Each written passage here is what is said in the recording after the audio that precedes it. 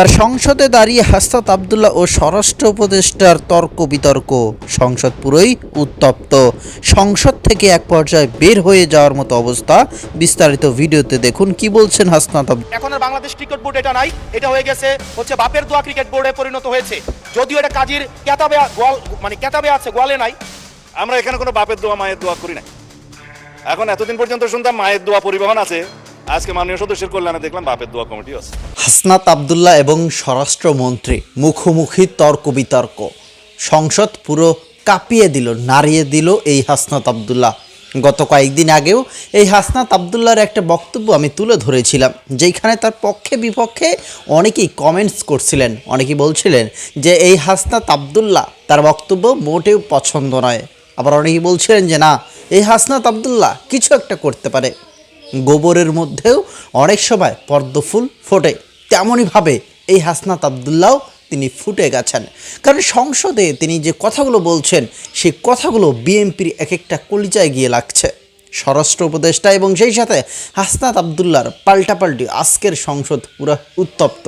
প্রিয় দর্শক শ্রোতামণ্ডলী, আশা করছি ভিডিওটা শুরু থেকে শেষ পর্যন্ত দেখবেন। দেখার পর আপনাদের মন্তব্যগুলো লিখবেন আমাদের কমেন্ট বক্সে।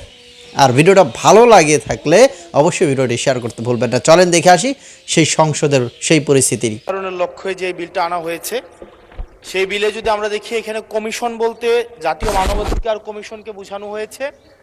এবং এখানে 2 ঘতে সংজ্ঞার মধ্যে আমরা যদি দেখি, বিশৃঙ্খল পরিস্থিতির অপরাধমূলক অপব্যবহার, এটার ব্যাখ্যাটা দেওয়া হয়েছে রাজনৈতিক প্রতিরোধের পরিবর্তে সংকীর্ণ ও ব্যক্তিগত স্বার্থে সংঘটিত যে হত্যাকাণ্ডগুলো হয়েছে, এটাকে একভাবে দেখা হবে।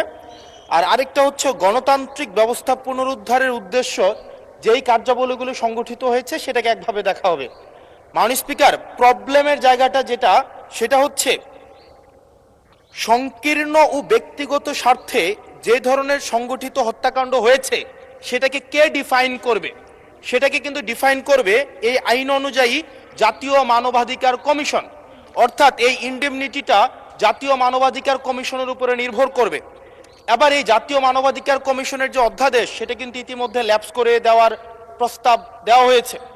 এখন এই জাতীয় মানবাধিকার কমিশনটা, এটা যে 2009 সালের অনুযায়ী যদি চলে, তাহলে সেটা কিন্তু পুরোপুরি সরকার নিয়ন্ত্রিত একটা মানবাধিকার কমিশন। যেই মানবাধিকার কমিশন বিরোধী দল ও মতকে দমনের জন্য ব্যবহার করা হয়েছে, ভিকটিম ব্লেমিংয়ের জন্য ব্যবহার করা হয়েছে। যেই মানবাধিকার কমিশন গুম খুনের বৈধতা উৎপাদন করা হয়েছে। মাননীয় স্পিকার, এই মানবাধিকার কমিশনকে যদি আমরা মন্ত্রণালয়ের অধীনে রাখি এবং ওই মানবাধিকার কমিশনের মধ্য দিয়েই যদি আমরা জুলাই গণ অভ্যুত্থানের এই কার্যক্রমগুলোকে বিচারের এবং নিরীক্ষণের দায়িত্ব দেওয়া হয়, সেক্ষেত্রে এই নিরীক্ষণ কিন্তু প্রশ্নবিদ্ধ হবে। এছাড়াও আমরা যদি দেখি, সাংবিধানিক প্রতিষ্ঠানগুলোকে যেভাবে নগ্নভাবে দলীয়করণ করা হচ্ছে, ইতিমধ্যে বাংলাদেশ ব্যাংকে যেভাবে দখল করা হয়েছে, যেভাবে বিসিবিকে, যেভাবে এখন আর বাংলাদেশ ক্রিকেট বোর্ড এটা নাই, এটা হয়ে গেছে হচ্ছে বাপের দোয়া ক্রিকেট বোর্ডে পরিণত হয়েছে, যেভাবে দখল করা হয়েছে বাপের দোয়া ক্রিকেট বোর্ড। এবং আমি যখন এই জায়গায় কথা বলছি, ঠিক এই মুহূর্তে 28 জন বিচারককে মাননীয় স্পিকার তাদেরকে শোকজ দেওয়া হয়েছে। তাদের ব্যক্তিগত, তাদের চ্যাট গ্রুপে তারা হচ্ছে তাদের মতামত প্রকাশ করার কারণে বিচারকদের হচ্ছে মাননীয় স্পিকার শোকজ দেওয়া হয়েছে। এই বাস্তবতায় আমরা এই গণ অভ্যুত্থান পরবর্তী সময়ে যদি জাতীয় মানবাধিকার কমিশনকে একটা মন্ত্রণালয়ের অধীনে রাখি, স্বরাষ্ট্র মন্ত্রণালয়ের অধীনে রাখি, তাদের মাধ্যমে আমরা নিরপেক্ষ কোনো ধরনের অনুসন্ধান আমরা কতটা পাবো, সেটা নিয়ে কিন্তু আমরা সন্দিহান। সেই জায়গা থেকে এই বিলটিকে যদি আমরা বাস্তবায়ন করতে চাই, এটাকে যদি আমরা ফাংশনাল করতে চাই, শুধুমাত্র অর্নামেন্টাল না, যদি আমরা ফাংশনাল করতে চাই, তাহলে জাতীয় মানবাধিকার কমিশনকে অবশ্যই সেটাকে অটোনমাস করতে হবে। আমার সামনে যারা আছেন, আমরা হয়তো আমাদের থেকে এখানের প্রত্যেকটা সদস্য নির্যাতন, নিপীড়ন এবং তাদের যে পলিটিক্যাল রিপ্রেশনের মাত্রা শত সহস্রগুণ বেশি। আমরা তাদের কাছে প্রত্যাশা করেছিলাম এই জাতীয় মানবাধিকার কমিশনকে তারা একটা স্বতন্ত্র বডিতে নিয়ে যাবে। অথচ আমরা দেখলাম যারা সবচেয়ে বেশি নির্যাতিত হয়েছে, নিপীড়িত হয়েছে, তারাই এটাকে একটা মন্ত্রণালয়ের অধীনে রাখতে চাচ্ছে। এই অজুহাতে যে জাতীয় মানবাধিকার কমিশন যদি অটোনমাস হয়ে যায়, তাহলে সেটাকে হচ্ছে এটার জবাবদিহিতা কিভাবে নিশ্চিত হবে? মাননীয় স্পিকার, আমাদের ইলেকশন কমিশন, আমাদের হচ্ছে পিএসসি, আমাদের হচ্ছে দুর্নীতি দমন কমিশন, যদিও এটা কাজীর কেতাবে গোয়াল মানে কেতাবে আছে, গোয়ালে নাই, কিন্তু এটা কিন্তু একাডেমিক ভাবে এটাকে ইভেন ইন্টারন্যাশনালিও এই জিনিসটা কিন্তু অটোনমাস হওয়ার কথা। সেজন্য মাননীয় স্পিকার, যেভাবে বর্তমানে প্রতিষ্ঠানগুলো নগ্নভাবে দলীয়করণ করা হচ্ছে, সেজন্য জাতীয় মানবাধিকার কমিশন যে দলীয়করণ করা হবে না, আবার বাপের দোয়া একটা মানবাধিকার কমিশন বা বিরোধী দল দমন কমিশন করা হবে না, এটার প্রতি কিন্তু আমাদের আস্থা নাই। সেই জায়গাটা থেকে আমরা আপনার মাধ্যমে আমরা এই আমাদের মাননীয় স্বরাষ্ট্রমন্ত্রী সহ আমাদের এইচপিএম এর কাছে অনুরোধ থাকবে, এই বিলটা পাশ করার আগে যেন জাতীয় মানবাধিকার কমিশনের আমরা এটা যেন ইভেন উনার দলেরও একজন মাননীয় সংসদ এই বিষয়ে বক্তব্য দিয়েছেন এবং উনি পয়েন্ট বাই পয়েন্ট এই বিষয়গুলোকে ব্যাখ্যা করেছেন। যদি জাতীয় মানবাধিকার কমিশন দলীয়করণ করা হয়, দিন শেষে গুম খুন থেকে শুরু করে আমাদের এই জুলাই ইনডেমনিটি, এটা দিন শেষে হচ্ছে যে পেপারেই থেকে যাবে, এটা দিন শেষে কোনো বাস্তবায়ন হবে না। সেই জন্য মাননীয় স্পিকার, এই বিলটা পাশ হওয়ার আগে আমাদের জাতীয় মানবাধিকার কমিশনের এই বিলটা হচ্ছে সুরাহা হওয়া, নিষ্পত্তি হওয়া জরুরি। না হয় বিসিবির মতো আমরা আবার বাপের দোয়া কমিশন দেখতে পাবো, আমরা হচ্ছে বাংলাদেশ ব্যাংকের মতো আবার দলীয়করণ দেখতে পাবো, আমরা বিশ্ববিদ্যালয়গুলোকে যেভাবে এক ধরনের দলীয়করণ করা হয়েছে আমরা সেটি দেখতে পাবো, আমরা বিচার বিভাগকে আবার যেভাবে এখন ভয়ের মধ্যে নিয়ে যাওয়া হচ্ছে। ধন্যবাদ মাননীয় সদস্য। মাননীয় স্বরাষ্ট্রমন্ত্রী। সময়ের সাথে সাথে দেখা দেয় নিত্য নতুন প্রয়োজন। রেডি থাকতে হয় প্রতি মুহূর্ত। তাই এলো ইনোভার, যেন আপনি লাইফে থাকেন রেডি প্রতিদিন। Innova, designed for now. মাননীয় স্পিকার, আপনাকে ধন্যবাদ। এখন কিসের মধ্যে কি পান্থাবাতে গিয়েছে, যাই হোক, এখানে ক্রিকেট কন্ট্রোল বোর্ড কিভাবে আসলো? মাননীয় স্পিকার, বাংলাদেশ ক্রিকেট কন্ট্রোল বোর্ডের ইন্টারিম গভর্নমেন্টের সময় তৎকালীন ক্রীড়া উপদেষ্টা ক্ষমতার প্রয়োগ করে সারা বাংলাদেশে জেলা কমিটিগুলোকে প্রভাবিত করে সেভাবে নিয়ে আসে। বাংলাদেশে যেগুলো রেজিস্টার্ড ক্লাব ছিল তাদের কাউন্সিলরদেরকে, হ্যাঁ, তাদেরকে প্রভাবিত করে সরকারি ক্ষমতা প্রয়োগ করে এবং হাইকোর্টে যে রিটটা দাখিল করা হয়েছিল সেটা হার্ড না করে পেন্ডিং রেখে, এখনো still it is pending with the chamber court I think, করে সর্বোচ্চ ক্ষমতা প্রয়োগ করে একতরফাভাবে ক্রিকেট বোর্ডের একটা বোর্ডিং করা। তার প্রেক্ষিতে বর্তমান গণতান্ত্রিক সরকার মাননীয় ক্রীড়ামন্ত্রীর নেতৃত্বে তিনি একটা ইনকোয়ারি বোর্ড করে দিলেন কি কি অনিয়ম হয়েছে না হয়েছে ফাইন্ড আউট করার জন্য। সেই তদন্ত কমিটি রিপোর্ট প্রদান করার পরে তারা ডিক্লেয়ার করলো এখানে যথেষ্ট অনিয়ম হয়েছে, আরো অনেক কথা আমি বলতে পারতাম, বলছি না। তারপরে সেটা ডিজলভ হয়েছে, ডিজলভ হওয়ার পরে একটা ক্রিকেট কন্ট্রোল বোর্ড হয়েছে, আহ্বায়ক কমিটি হয়েছে, অ্যাডক কমিটি। কাকে দিয়ে হয়েছে? এই দেশের কৃতি ক্রিকেটার, বাংলাদেশে সবচেয়ে পরিচিত, সারা বিশ্বে পরিচিত তামিম ইকবালকে দিয়ে।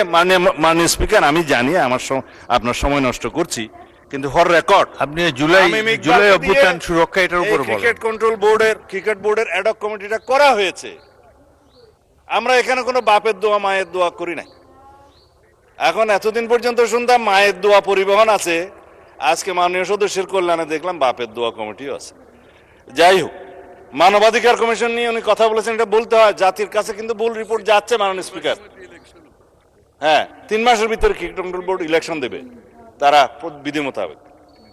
মানবাধিকার কমিশন, মাননীয় স্পিকার, গুম কমিশন এবং আইসিটি অ্যাক্ট, তিনটার মধ্যে ওভারল্যাপিং আছে। আইনমন্ত্রী পরিষ্কার করে কয়েকদিন আগে বলেছেন, আমরা একটা স্বাধীন মানবাধিকার কমিশন করতে চাই যার সাথে মিল থাকবে গুম আইনের, যার সাথে মিল থাকবে আইসিটি আইনের। কারণ গুমের কারণে যে বিচারটা আইসিটি কোর্টে এখন করা হচ্ছে, আইনটা পরিবর্তন করে, যার সাজা যাবজ্জীবন এবং মৃত্যুদণ্ডও আছে খুব সম্ভবত। ইনভেস্টিগেটিং এজেন্সি তাদের আছে, প্রসিকিউশন টিম আছে, তদন্ত টিম আছে। তারা প্রসিকিউশন যখন একটা চার্জশিট দাখিল করে, ওরা বলা হয় ফ্রেমিং অফ দি চার্জের আগে ফর্মাল চার্জ দাখিল করে। এই ফর্মাল চার্জ দাখিল করার পরে ইভেন সে ইলেকশন করার জন্য আর উপযুক্ত থাকে না। এই শক্তিশালী আইনটার সাথে ম্যাচিং না করে আরো কম সাজার বিধান করে একটা টেম্পোরারি তদন্ত করার একটা দায়িত্ব মানবাধিকার কমিশনকে দিয়ে 1-1.5 বছর সময় বিনষ্ট হবে। তার চাইতে যিনি ভিকটিম, গুমের ভিকটিম, সরাসরি যদি আইসিটি অ্যাক্টে মামলা দায়ের করতে পারে, সেখানে তদন্ত হবে, তদন্তের জন্য আলাদা অর্গান আছে, প্রসিকিউশন টিম আছে, সেইটা ম্যাচিং না করে একটা গত ইন্টারিম গভর্নমেন্ট একটা আমি বলবো বালখিল্যপনা একটা আইন করে দিয়েছে এবং সেটার সাথে মানবাধিকার কমিশনের একটা সিমিলারিটিস থাকবে। স্ট্রং মানবাধিকার কমিশন আমরা করতে চাই। এখন যে মানবাধিকার কমিশনকে যে সমস্ত ক্ষমতা দেওয়া হয়েছে তার সাথে স্টেক হোল্ডারদের আলাপ আলোচনা ছিল না। স্টেক হোল্ডারদের সাথে আলাপ আলোচনা করতে হবে। We have a hill tax problem, বাংলাদেশে LGBTQ প্রবলেম আছে। আমাদের সামাজিক এবং অর্থনৈতিক এবং ধার্মিক সমস্ত কালচারকে মিলিয়ে তারপরে আমরা এই দেশের উপযোগী আন্তর্জাতিক মানসম্পন্ন ইনশাআল্লাহ মানবাধিকার কমিশন বিল আমরা এখানে আনব, সেটা আমাদের কমিটমেন্ট। তার সাথে এগুলো বাধা দেওয়ার কিছু নেই। বিশ্ববিদ্যালয় এবং বাংলাদেশ ব্যাংক দখল কারা করেছিল মাননীয় স্পিকার ইন্টারিম গভর্নমেন্টের সময়, সেটা এই দেশের মানুষ জানে।